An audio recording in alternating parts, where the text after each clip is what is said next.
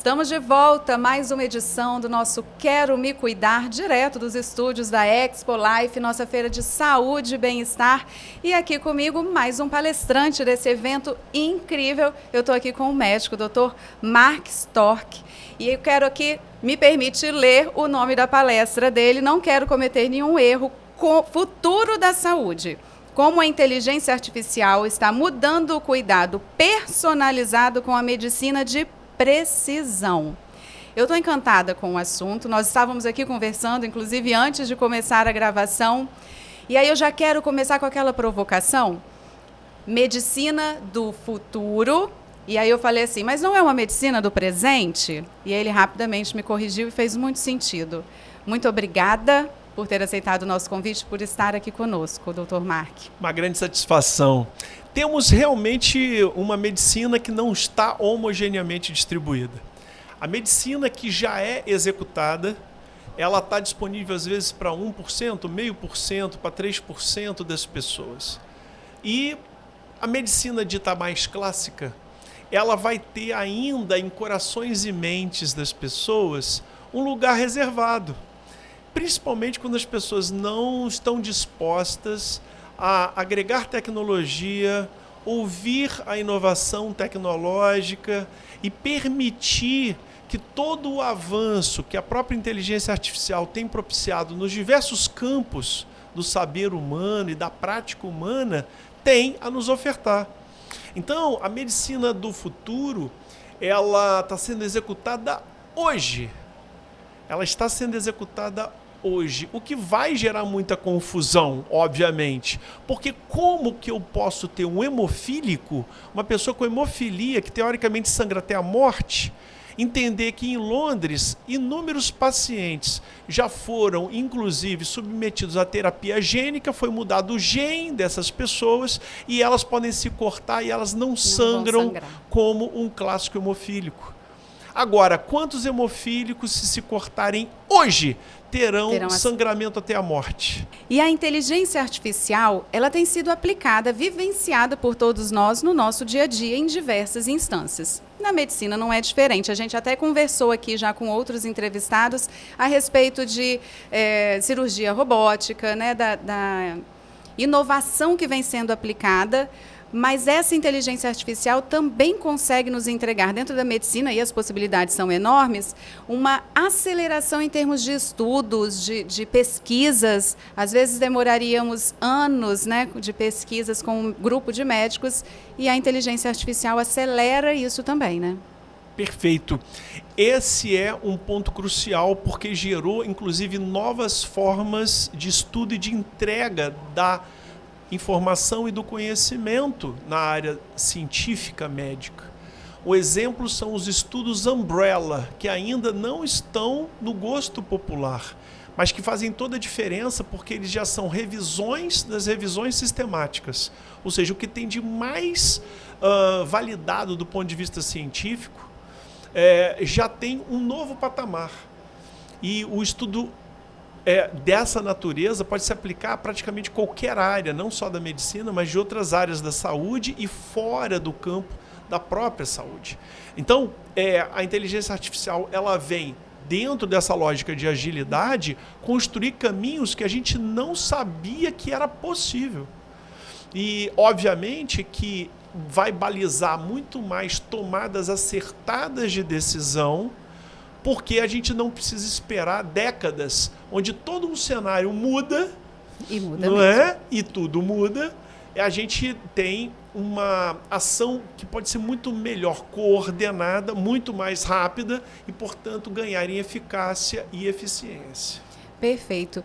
Você tinha me dado um exemplo ali fora, antes da gente começar, a respeito dos peptídeos, né? Isso aplicado à questão de desenvolvimento muscular. Né? E eu queria que você repetisse agora para o pessoal que está acompanhando a gente também entender essa dinâmica e do que nós estamos falando quando colocamos a respeito dessa aceleração desse processo de pesquisa. Seria necessário no mínimo 300 mil anos com a tecnologia disponível sem a IA para que a gente chegasse no peptídeo chamado PeptiStrong, por exemplo.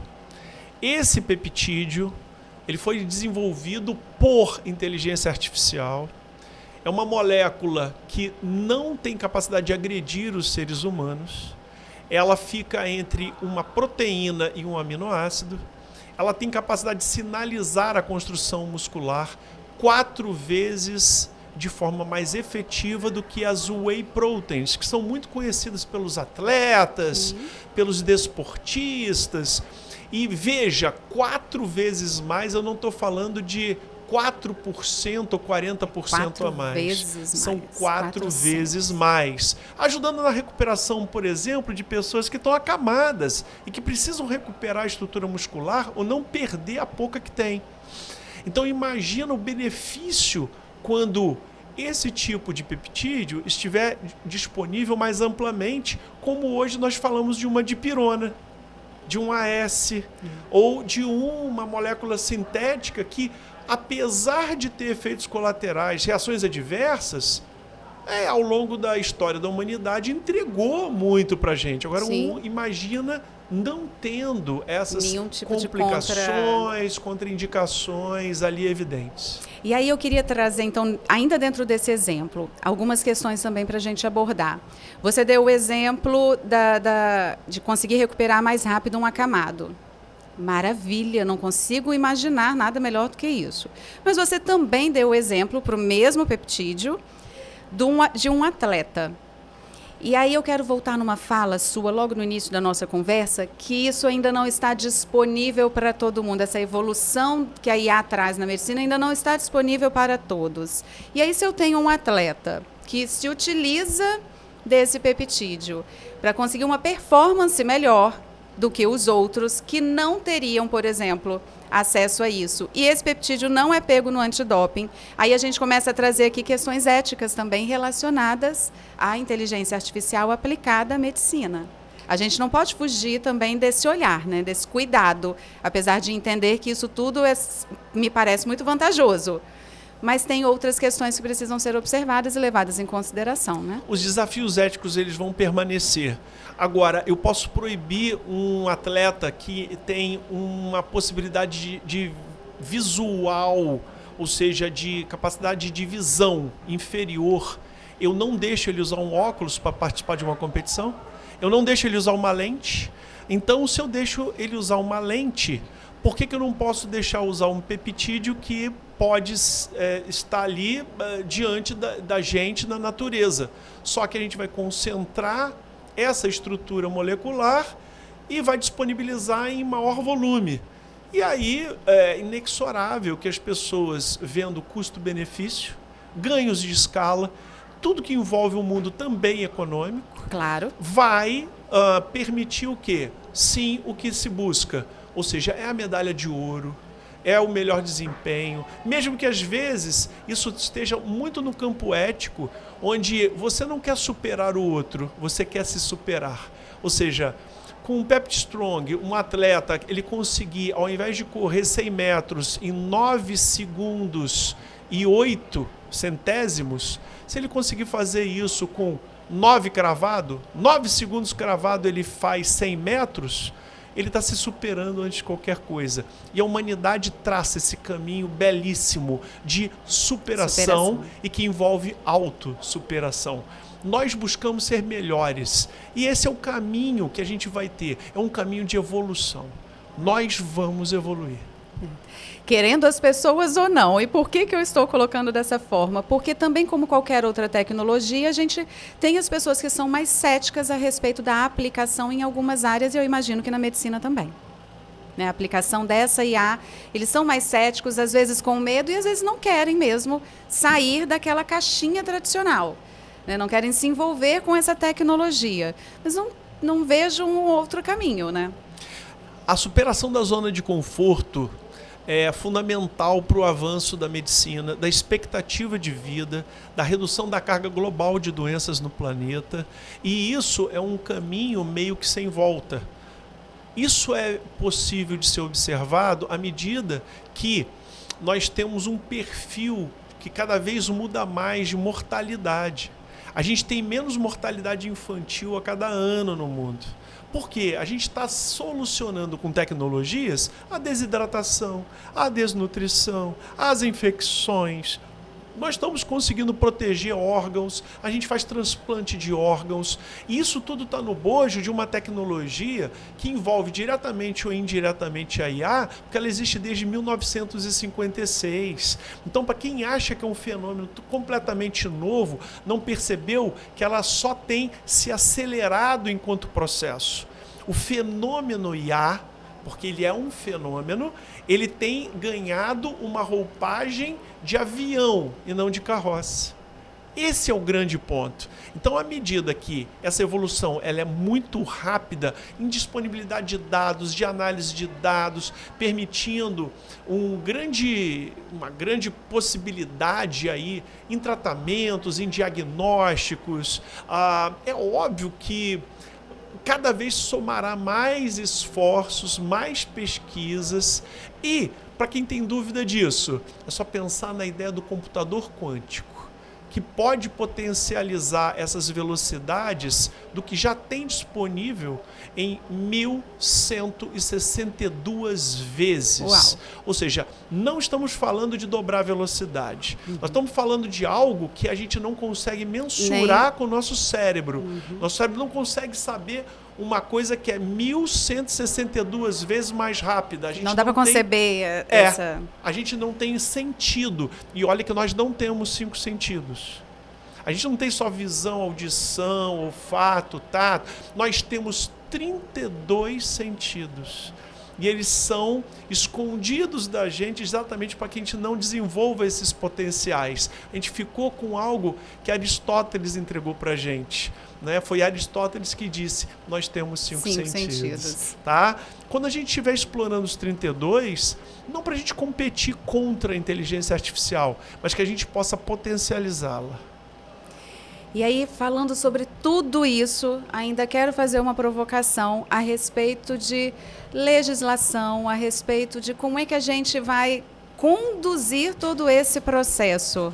Precisa pensar sobre isso também? Precisamos, porque senão o mau uso dessas ferramentas tecnológicas passa a imperar, tendo em vista exemplos clássicos que ocorreram na história da humanidade, como a bomba atômica.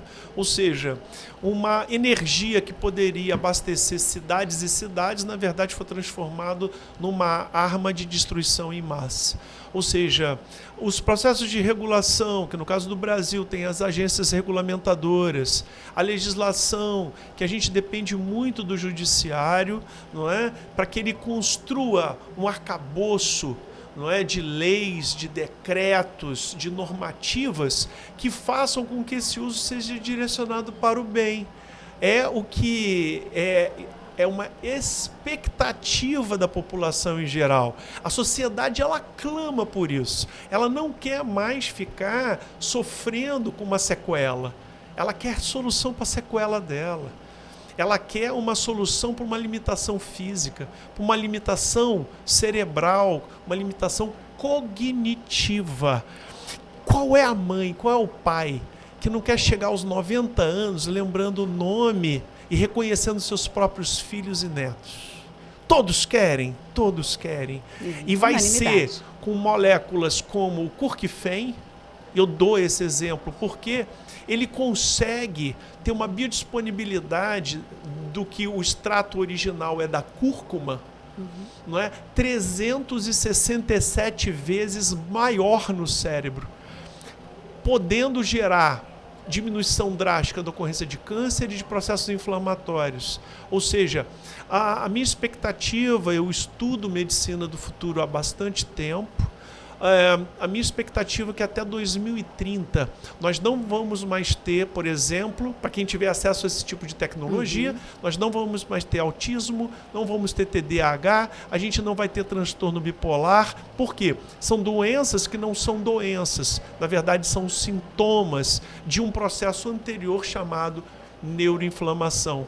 E 2030. Essa molécula com capacidade de entrega 367 vezes, sem efeito colateral, sem reação adversa, é óbvio que vai gerar uma grande revolução no processo de tratamento de doenças neurodegenerativas. É óbvio que vai impactar no Alzheimer, na doença de Levy, na demência senil, na demência por múltiplos infartos cerebrais, no Parkinson, na esclerose lateral amiotrófica, na esclerose múltipla e tantas doenças neurodegenerativas. Porque a gente vai conseguir colocar uma espécie de freio, coisa que já foi proibida da gente debater.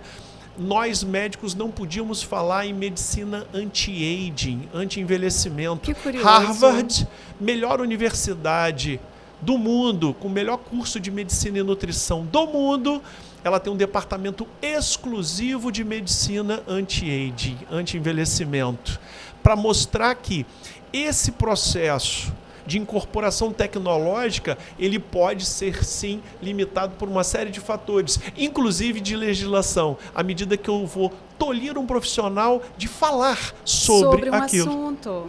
Então, há necessidade de uma boa legislação. Isso vai nos salvar, literalmente. Nossa, eu fiquei realmente impactada com o 2030 e eu espero que, de fato, isso aconteça. Mas nós estamos falando de 5 anos, como dissemos logo no início, muito rápido, né? E eu espero que também seja rápido, que isso chegue a todos. Nós teremos em 2030, aproximadamente, uma situação que é intermediária entre mortalidade e imortalidade para seres humanos. A gente vai ter um cenário de amortalidade. A amortalidade, ela não se refere à pessoa não morrer, mas ela não morrer das ditas causas naturais. Então imagina que uma pessoa é presa no fundo do mar durante 8 minutos. Hoje ela morre. Sim. E ela vai morrer em 2030, provavelmente. Só que uma pessoa que tenha, por exemplo, um problema no fígado, uma cirrose hepática grave, que degrada o corpo, o fígado perdeu a capacidade regenerativa. A gente vai ter tecnologia até 2030 de recuperar esse órgão por múltiplos fenômenos, múltiplos tratamentos, né? Inclusive com a terapia gênica, recuperando a estrutura estratégica do fígado, que é o hepatócito, que é a célula do fígado que trabalha.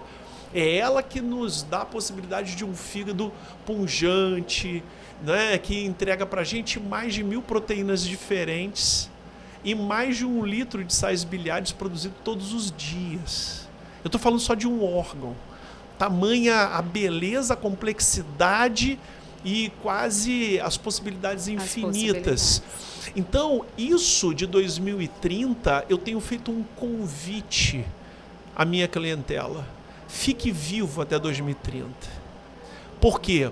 Vai ser um salto maior do que foi o saneamento básico para as populações mundiais. Vai ser um salto maior do que as vacinas representaram para a erradicação da polio, da varíola e tantas doenças. Vai ser um salto maior do que a alfabetização de mães para a redução da mortalidade infantil. É uma revolução se a gente for comparar com o advento dos antibióticos. 2030, com a terapia gênica muito mais capilarizada, disponível e acessível para além dos bancos universitários, vai de fato transformar seres humanos mortais em amortais. Eu torço para que a gente esteja junto lá. Eu também. Eu também. Acho que daria para a gente fazer uma série, nem continuar conversando não, uma série de entrevistas, um assunto realmente riquíssimo. Eu agradeço a sua disponibilidade, que bom que aceitou vir aqui conversar conosco. Eu adorei a entrevista, muito obrigada. Eu que agradeço, a gente vai estar sempre à disposição para esses temas que são edificantes. Maravilha. E você que nos acompanhou, continue ligado aqui no nosso canal. Outras entrevistas riquíssimas também para você. Eu te aguardo.